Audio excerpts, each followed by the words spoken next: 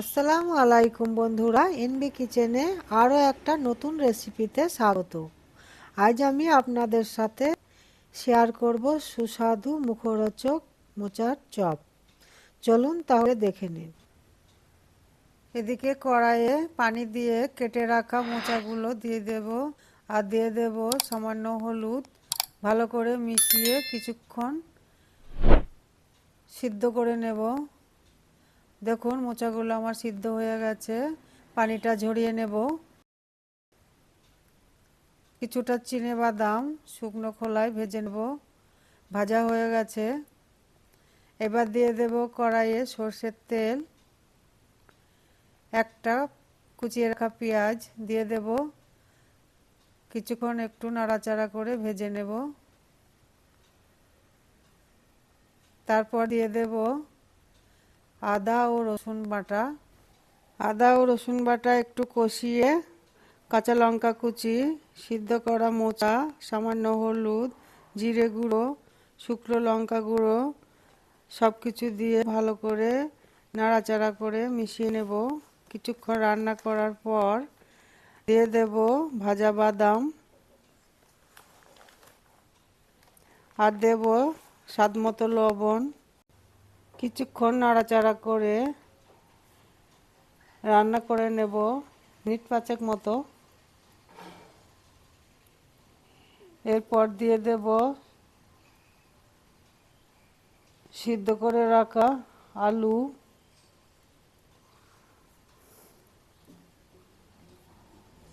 আবারও ভালো করে মিশিয়ে দেব। এইভাবে অনবরত নেড়ে চেড়ে 5 থেকে 7 মিনিট রান্না করে নেব। পুর তৈরি হয়ে গেছে। নামানোর আগে একটু গরম মশলা গুঁড়ো দিয়ে ভালো করে মিশিয়ে নামিয়ে নেব।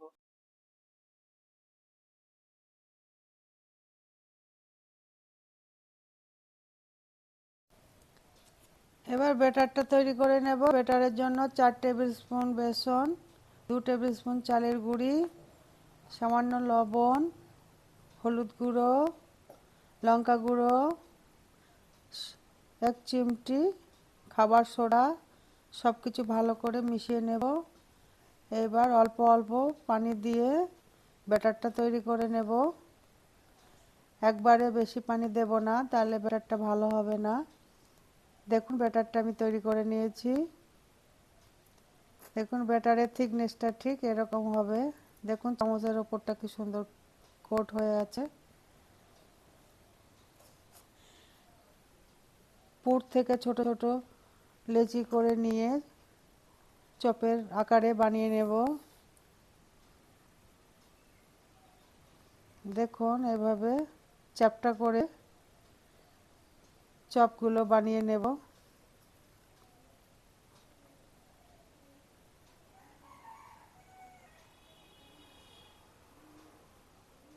সবগুলো চপ আমি বানিয়ে নিয়েছি। এবার ভাজার জন্য কড়াইয়ে তেল দিয়ে দিয়েছি। তেল গরম হয়ে গেছে। চপগুলো একটা করে নেব আর বেসনের গোলায় ডুবিয়ে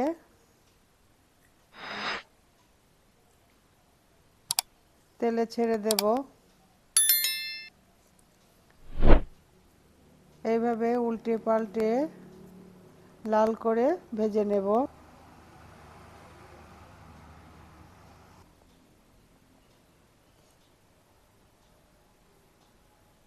দেখুন আমার চপটা ভাজা হয়ে গেছে। চপটাকে তুলে নেব।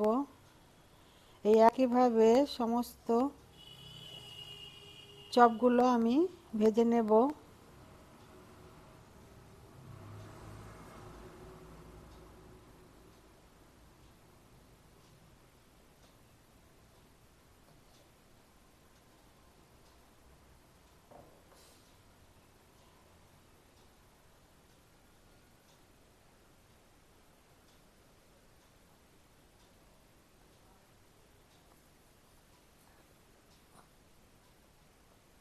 দেখুন সবগুলো চপ আমি ভেজে নিয়েছি। চপগুলো কত সুন্দর ও লোভনীয় হয়েছে। এই শীতকালে 1 কাপ চায়ের সাথে গরম গরম চপ ও 1 বাটি মুড়ি হলে সন্ধ্যের আড্ডা একদম জমে যাবে। তাহলে রেসিপিটি কেমন লাগলো জানাবেন। আর ভালো লাগলে একটা লাইক ও সাবস্ক্রাইব করে আমার পাশে থাকবেন। আজ তাহলে আসি। ভালো থাকবেন, সুস্থ থাকবেন। আল্লাহ হাফিজ।